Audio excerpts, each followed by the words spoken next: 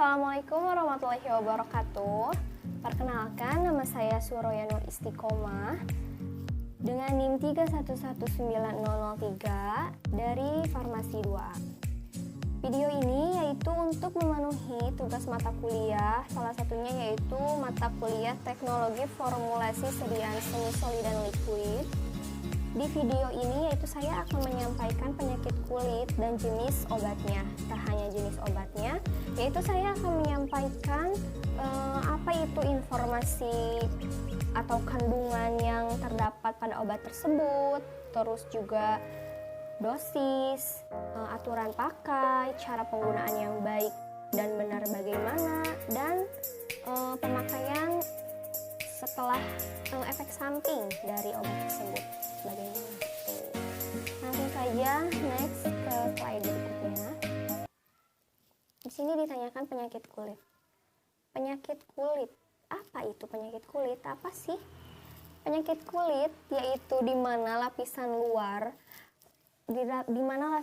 itu mengalami kerusakan atau mengalami kerusakan yang mengakibatkan kulit kita itu menjadi melepuh, terus juga kemerahan, gatal, infeksi. Apa sih yang penyebab dari penyakit kulit ini? Penyakit kulit disebabkan oleh infeksi, jamur, bahkan juga parasit gitu. Nah, dari penyebab ini itu saking gatal atau itunya bisa mengakibatkan rasa terbakar, perih gitu, saking perihnya gitu. Penyakit kulit ini itu terbagi menjadi dua macam, ada yang menular dan tidak menular.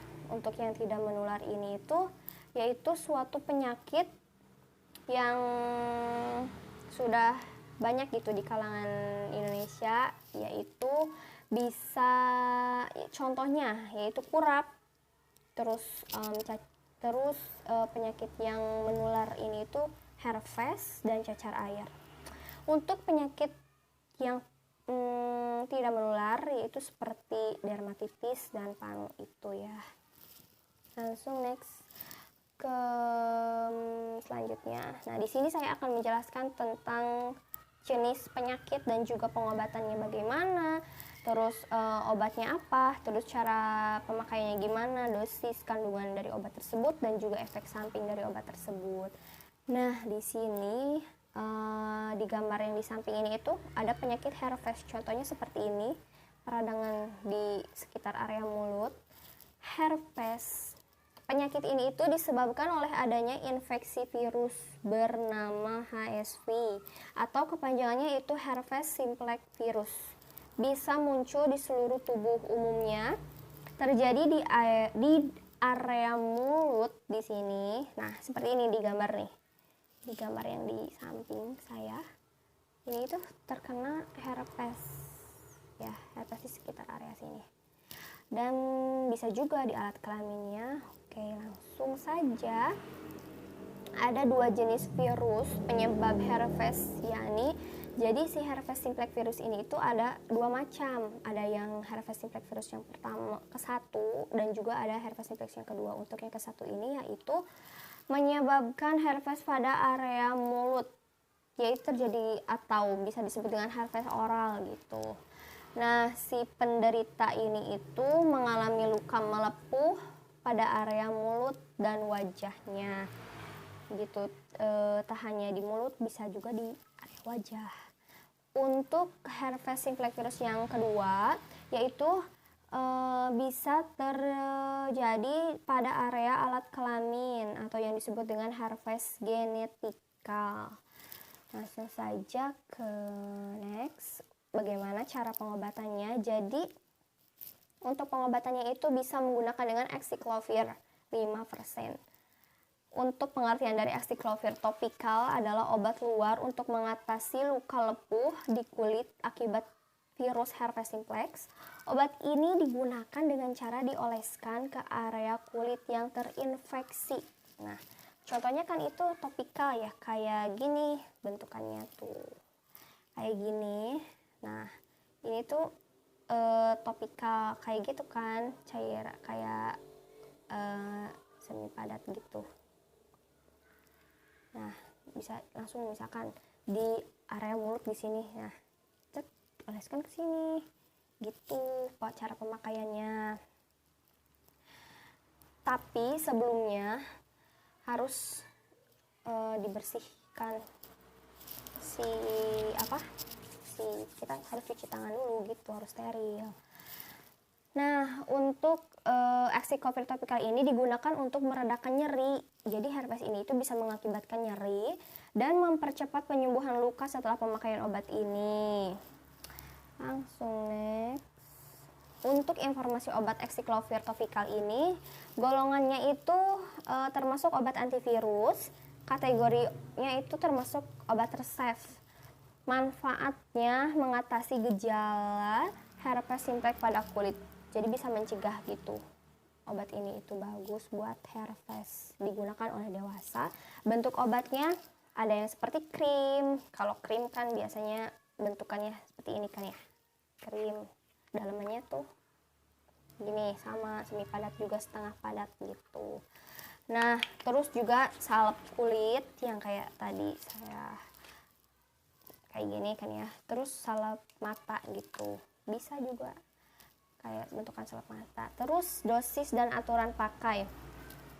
Untuk dosis dan aturan pakai Aciclovir topikal ini berikut adalah dosis dari Aciclovir ini. Bentuk salep mata gitu. Kondisi herpesnya ini misalkan di mata. Nah, dosisnya itu pemakaiannya itu 5 kali sehari setiap 4 jam. Jadi sering banget gitu, 5 kali tiap 4 jam sampai 3 hari setelah sembuh. Jadi setelah sembuh juga harus menggunakan Aciclovir itu selama maksimalnya barusan 3 hari. Terus bentukannya itu salep atau krim gitu. Terus kondisinya, untuk kondisi herpes kelamin dan bibir dioleskan 5 sampai 6 kali sehari selama 5 jam. Selama 5 sampai 10 hari gitu. So next. Terus cara penggunaan Aciclovir topikal dengan benar. Pastikan kita itu mengikuti anjuran dokter dan membaca petunjuk. Misalkan kan di kemasannya itu ada aturan pakainya gitu, jadi harus dibaca benar-benar kalau misalnya kita mau pakai obat apapun gitu. Terus agar mendapatkan yang optimal gitu, jadi harus mengikuti anjuran dari dokter kayak gimana. Nah, terus salep Aciclovir harus sesegera mungkin pas gejala awal herpes langsung gitu dipakai. Sebelum mengoleskan salep atau krim Aciclovir, bersihkan tangan, cuci yang bersih tangannya, jangan asal gitu langsung aja dipakai. Jadi kita itu harus benar-benar dicuci dulu tangan kita supaya steril dan bersih, supaya juga tidak menyebar gitu si herpes tersebut. Jadi harus steril ya keadaan tangannya. Nah, sebelum dan sesudah memakai salep itu, kita harus pastikan kondisi tangan kita itu bersih gitu. Agar si infeksi tersebut tidak menyebar.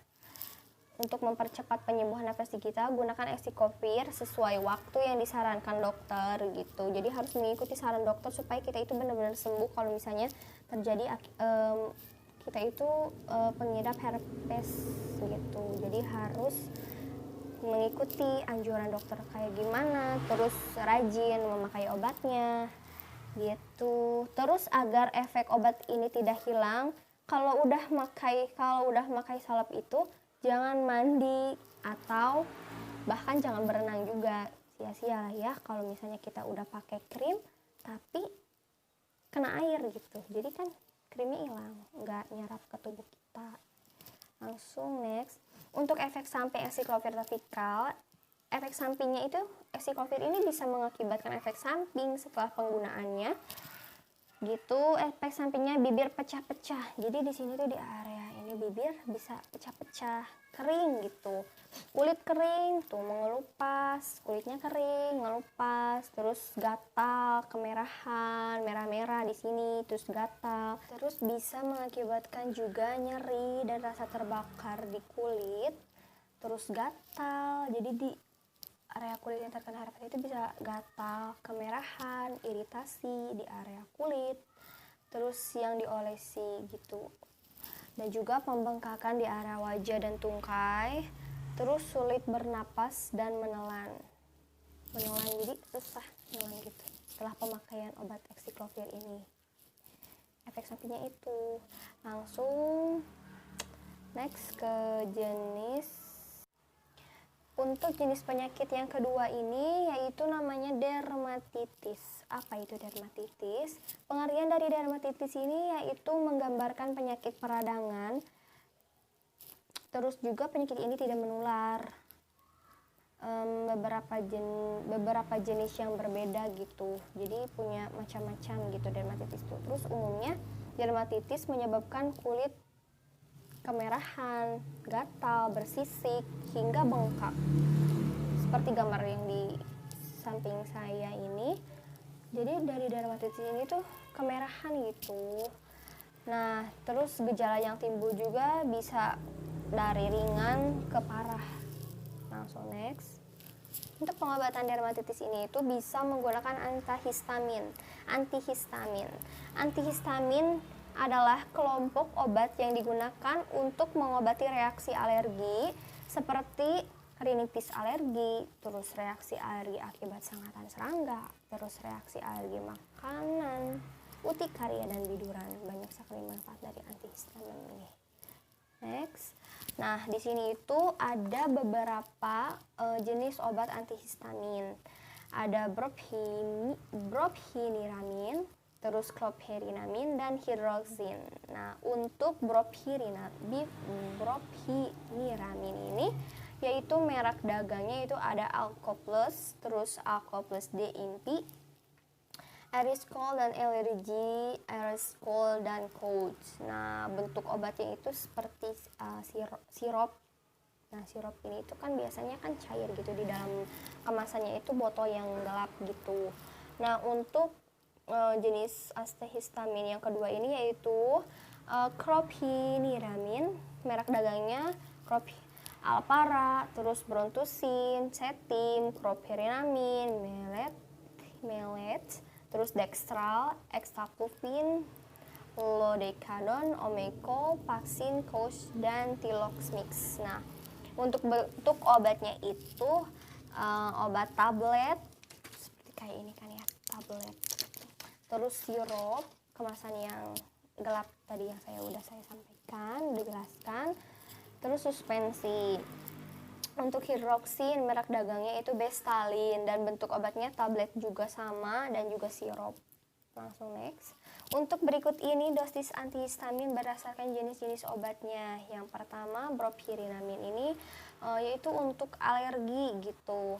Terus ada terbagi beberapa golong, ada usia 13 tahun, terus 7 tahun, terus juga usia 2 sampai 6 tahun. Untuk 13 tahun hingga dewasa untuk pemakaiannya 4 mg. Terus untuk 7 tahun sampai 12 2 mg, dan untuk anak usia 2 sampai 6 tahun yaitu 1 mg. Untuk waktunya masih sama-sama aja, 4 sampai 6 jam, semuanya itu sama gitu. Waktunya itu harus 4 sampai 6 jam. Tiap 4 sampai 6 jam. Untuk jenis antihistamin obat yang kedua ini yaitu ada chlorpheniramine. Sama untuk obat alergi juga.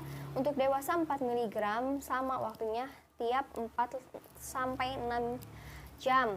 Nah, maksimal 24 mg per hari gitu untuk dewasa. Kalau untuk usia 1 sampai 2 tahun 1 mg 2 kali sehari. Untuk anak-anak 2 sampai 5 tahun 1 mg tiap 4 sampai 6 jam. Untuk anak usia 6 sampai 12 tahun yaitu 2 mg sampai tiap 4 sampai 6 jam. Jadi waktunya itu sama aja gitu semuanya, cuman yang berbeda itu dosisnya.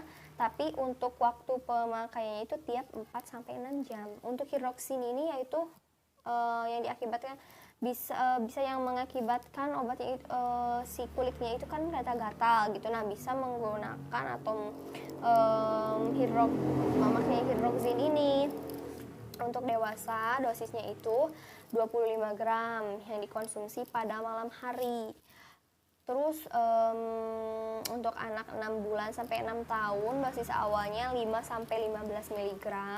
Terus untuk usia 7 tahun dosis awalnya itu 15 mg per hari gitu. Langsung next. Nah, efek samping dari antihistamin ini yaitu bisa mengantuk. Jadi ngantuk gitu kalau setelah minum antihistamin ini. Terus mulut kering, ini kering pecah-pecah gitu, kering aja gitu.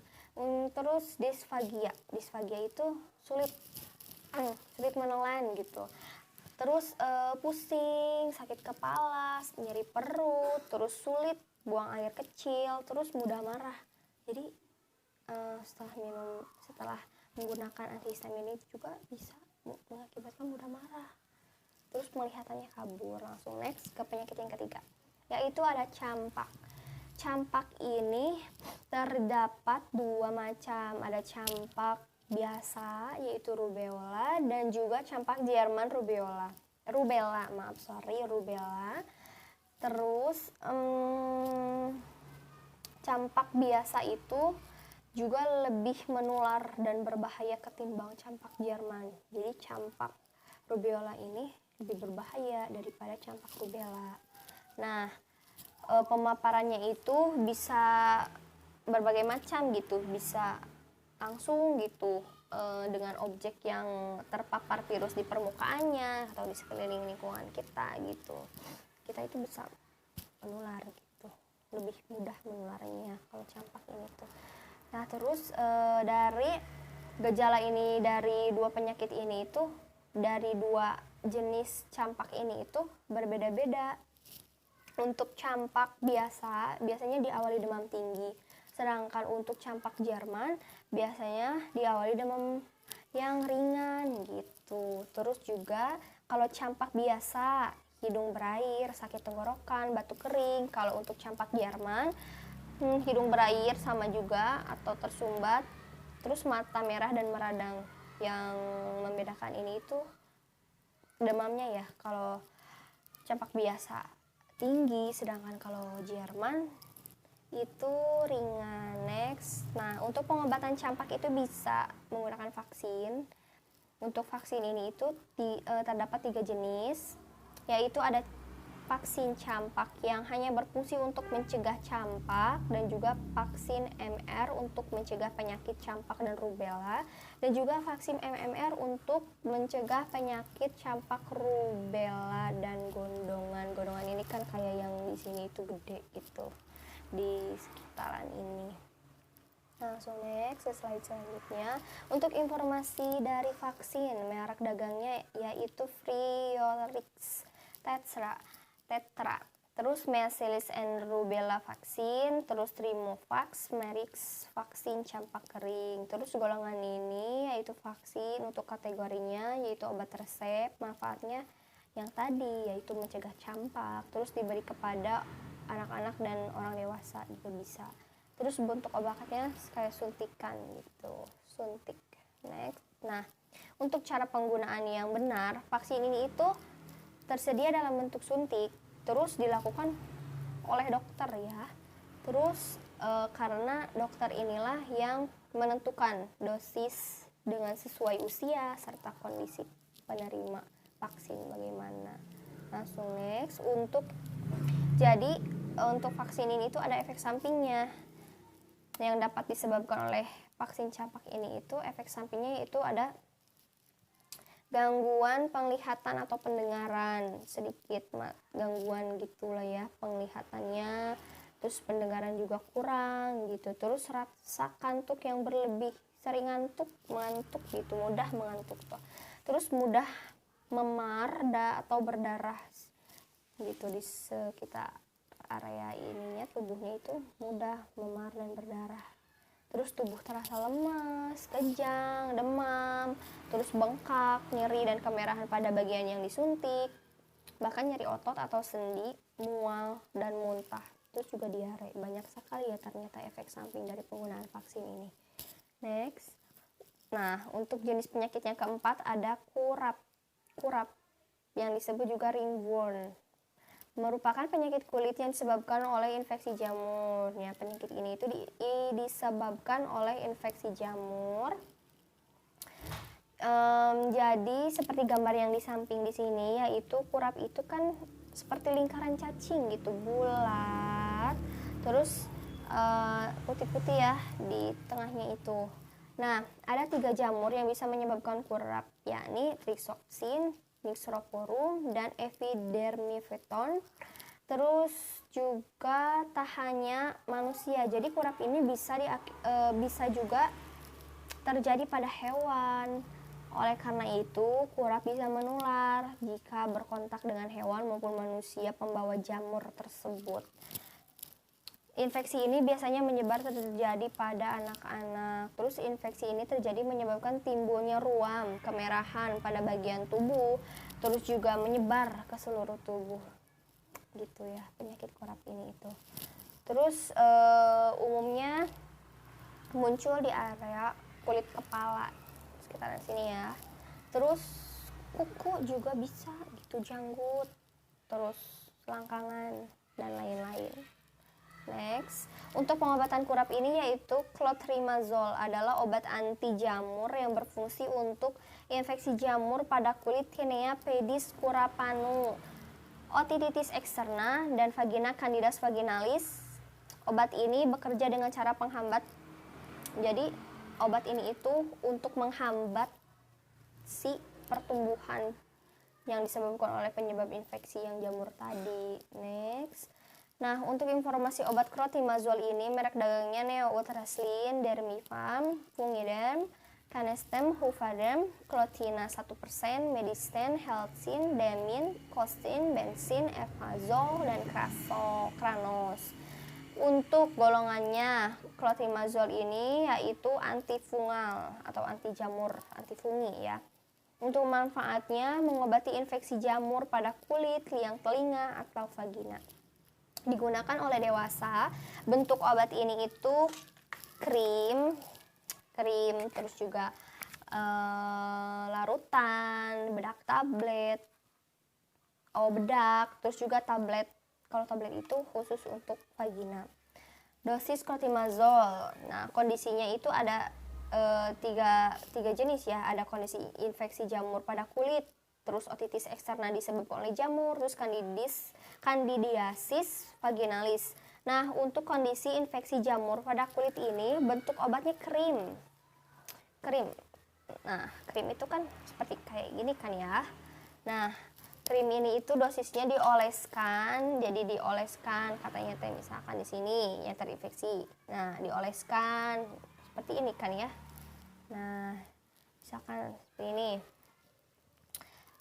Bentuknya, teksturnya itu kan setengah padat gitu, semi solid. Nah, gitu. Terus kandungan clotrimazole ini itu 2 sampai clotrimazole 1% itu di 2 sampai 3 kali sehari pemakaiannya selama 2 sampai 4 minggu. Kombinasi dengan bedak, clotrimazole dapat mencegah infeksi berulang. Jadi kan ada yang krimnya dan juga ada yang bedaknya, jadi dipakainya itu bisa krim sama bedaknya itu lebih bagus gitu. Kalau misal terus next, kalau misalnya kondisinya otitis ekstra disebabkan oleh jamur, bentuk obatnya itu larutan ya, jadi kayak cair gitu. Nah, untuk dosisnya digunakan larutan clotrimazole 1% dengan dosis sesuai anjuran dokter, harus mengikuti anjuran dokter. Terus candidis vaginalis, untuk bentuk obatnya yaitu tablet misalkan kayak gini ya, tablet. Nah, jadi dosis. Nah, untuk dosis dan aturan pakainya itu, jadi si tabletnya itu dimasukkan ke dalam vagina sesuai dengan dosis. Misalkan kalau 100 mg per hari, selama 6 hari tuh. Kalau 200 mg per hari selama 3 hari. Tetapi kalau misalnya 500 mg untuk 1 kali penggunaan. Tuh, langsung next. Nah, untuk cara penggunaan clotrimazole yang benar. Sebelum diolesi clotrimazole, pastikan bagian tubuh yang terinfeksi benar-benar kering. Jadi harus benar-benar kering. Dan juga bersih ya. Terus bersihkan kedua tangan, harus dicuci dulu, harus steril tangannya. Sesudah jadi setelah pemakaian clotrimazole ini itu bagian kulit yang terkena jamur harus segera dicuci gitu supaya tidak menyebar si infeksi yang terinfeksi jamur itu. Terus disarankan untuk tidak berbagi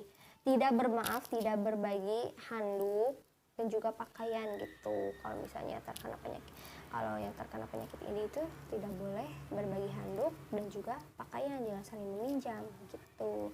Langsung agar tidak menular ya. Next, nah untuk efek samping clotrimazole, apa sih efek sampingnya? Efek sampingnya itu kulit berubah menjadi kemerahan dan terasa sakit saat disentuh. Jadi saat disentuh terasa tuh sakitnya. Terus kulit mengelupas, terus pembengkakan, iritasi dan gatal, sensasi terbakar atau perih pada kulit. Next, untuk penyakit yang kelima, yaitu ada kutil. Kutil, yaitu salah satu yang sering, penyakit yang sering dialami masyarakat Indonesia. Penyakit ini itu ditandai dengan tumbuhnya benjolan kulit yang bertekstur kasar. Di kulitnya itu terdapat benjolan, terus ketika kita disentuh gitu ya, si yang benjolan itu tuh kasar gitu, keras. Nah, untuk kutil sendiri disebabkan karena adanya infeksi virus bernama HPV atau yang disebut dengan human papillomavirus. Ada 4 jenis kutil, mulai dari kutil biasa, terus kutil datar, kutil berpigmen, dan kutil plantar.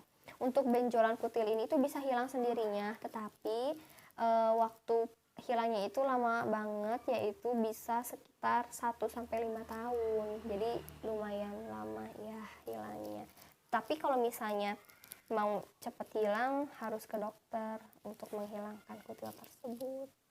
Next, untuk penyakit kulit yang ketujuh yaitu ada mata ikan. Mata ikan atau yang disebut dengan klafus adalah penebalan kulit akibat tekanan dan gesekan karena kulitnya terkena tekanan terus atau gesekan, terus bisa mengakibatkan jadi si kulitnya itu yang terjadi biasanya di telapak tangan atau di telapak kaki gitu, terjadi benjolan juga. Terus di tengahnya ada titik yang kalau dipegang itu keras gitu. Biasanya berbentuk bulat dengan ukuran kecil gitu daripada kapalan. Terus memiliki bagian tengah yang keras. Terus di sisi-sisi, di pinggir-pinggirnya gitu, di pinggir yang bulatan itu meradang kayak merah gitu. Terus dapat mengganggu keindahan kulit. Kalau memiliki mata ikan ini tuh kulitnya itu nggak indah gitu, bisa mengganggu keindahan kulit kita. Nah, terus juga mata ikan ini itu bisa disertai dengan rasanya nyeri, terus luka, terinfeksi kayak gitu mata ikan tuh. Langsung next ke penyakit yang ke-8 yaitu kapalan. Kapalan atau yang disebut dengan kalus adalah kulit yang menebal dan mengeras. Biasanya kulit yang mengalami kapalan akan terasa kering. Jadi pas kita pegang gitu ya, telapak kakinya keras gitu, nggak lembut, pecah-pecah gitu. Nah, kapalan sering terjadi di telapak kaki, terus jari-jari gini sini, terus tumit, telapak tangan, terus jari-jari tangan, terus jari-jari kaki, jari-jari tangan juga bisa. Terus kapalan umumnya tidak berbahaya, cuman bisa mengganggu tampilan kulit kita kalau misalnya kita kapalan. Next ya, untuk pengobatan dari kutil, mata ikan, kapalan yaitu bisa menggunakan kalusol. Kalusol merupakan obat luar dijual bebas tanpa resep dan umumnya aman ya digunakan. Kalusol juga bermanfaat untuk menghilangkan mata ikan, kutil, terus juga kapalan. Kalusol dikemas dalam bentuk cairan obat luar yang dijual secara bebas. Bahan utama dari kalusol ini yaitu asam salisilat, terus folidokanol. Terus kalusol akan jadi si fungsinya itu melunakkan si kulit yang terkena mata ikan, kutil, dan kapalan serta mengangkat ketiga kelainan kulit tersebut secara perlahan. Jadi bagus banget ini penggunaan kalusol ini. Kalau misalnya kita terkena penyakit kulit, kapalan, kutilan, dan mata ikan. Next. Nah, untuk informasi obat dari kalusol ini, bahan aktif yaitu ada asam salisilat, asam laktat, terus polidokanol. Golongan obatnya ini obat luar, kategorinya obat bebas, terus dikonsumsi oleh dewasa. Bentuk obatnya itu adalah cairan obat luar. Nah, untuk dosis dan cara pakai kalusol ini yaitu untuk manfaatnya obat ini untuk mengobati kutil, mata ikan, kapalan, terus dioleskan pada bagian kulit sebanyak 1-4 kali setiap hari. Supaya hilang kan ya, kalau misalnya setiap hari rutin dipakai, berangsur-angsur penyakit itu bakalan hilang gitu. Terus gunakan kuas yang terdapat dalam kemasan kalusol untuk mengoleskan obat. Kan ada kuasnya, misalkan di kemasannya itu kan ya dikasih kuasnya, jadi pakai kuas itu kalau misalnya mau menggunakan kalusol ini kepada bagian yang terkena penyakit itu. Langsung next. Nah, untuk cara penggunaan kalusol dengan benar, ikuti petunjuk dokter atau petunjuk yang tertera di dalam kemasan. Pastikan ya di dalam kemasan obat itu kan di belakangnya ya, misalkan suka ada kan aturan pakai dan cara pakai yang baik gimana gitu. Nah, terus juga kocok terlebih dahulu. Jadi si kemasan itu harus dikocok dulu terlebih dahulu sebelum digunakan gitu. Terus kalusol membutuhkan waktu beberapa hari untuk dapat menyembuhkan kutil, mata ikan, dan kapalan. Namun jika kutil tidak berkunjung sembuh, segeralah, lebih baik langsung hubungi ke dokter. Jadi pergi langsung ke dokter gitu supaya cepat sembuhnya. Terus jangan menggunakan kalusol pada kulit yang mengalami luka serta pada area sekitar mulut, mata, dubur, dan kelamin. Harus tetap waspada ya. Terus simpan kalusol di tempat sejuk dan kering serta terlindungi dari sinar matahari. Jauhkan kalusol dari anak-anak. Berbahaya kan ya kalau misalnya terkena anak-anak gitu, atau diminum atau gimana. Next. Efek samping dari kalusol ini yaitu menimbulkan jenis efek samping, iritasi, terus kulit kering juga ya, banyak ya, kulit kering gitu, kulit kering gitu kulitnya. Terus rasa tidak nyaman pada kulit, terus kayak yang keras gitu kulitnya, terus kulit terkelupas dan hiperpigmentasi kulit. Sekian penjelasan dari saya, mohon maaf